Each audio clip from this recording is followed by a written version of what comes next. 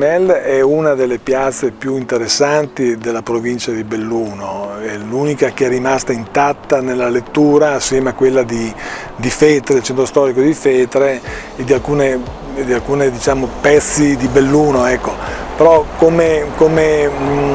centro storico lo vediamo intatto ed è particolare perché ha una sua piazza dove si affacciano poi edifici che sono edifici nobiliari, sono tutti edifici importanti, imponenti. Recuperare questi edifici è fondamentale per l'identità storica del territorio, ma anche perché Mel è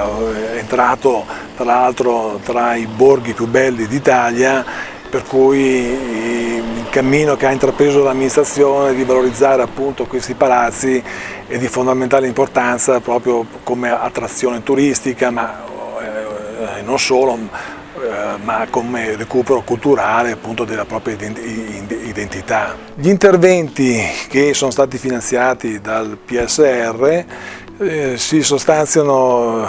in un rifacimento, una ripresa degli intonaci esterni che erano molto deteriorati e una pulizia delle pietre. Ecco, in particolare vediamo la facciata del palazzo cosiddetto delle Contesse, in cui sono state riprese gli intonaci di facciata, la pulizia ripeto, delle pietre, dei contorni delle finestre e anche la scalinata che risulta stata pulita e riportata alla luce, diciamo, all'antico splendore che ha sempre connotato questa facciata di particolare pregio. Stessa cosa è stata fatta anche nel Palazzo Municipale, dove appunto avevamo questi intonaci ormai attaccati da muffe e da umidità che sono stati oggetto di recupero. Ecco, l'intervento non si è limitato, per dire il vero, solo al recupero delle facciate, bensì abbiamo fatto anche un intervento importante, specialmente sul Palazzo delle Contesse, sul tetto, dove è stato rifatto completamente il manto di copertura